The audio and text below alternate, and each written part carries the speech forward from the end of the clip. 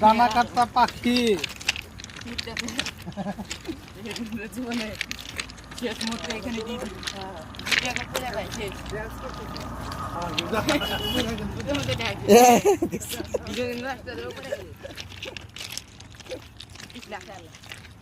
काय तर কিন্তু হবে না মানছ রে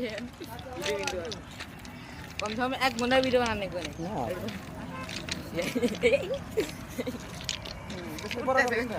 ও 10 মিনিট দিস আবার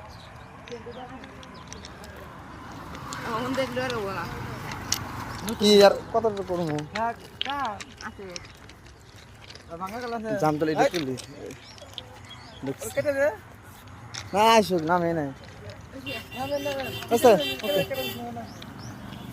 কিন্তু অনেক একটু একটা টেন থাকবে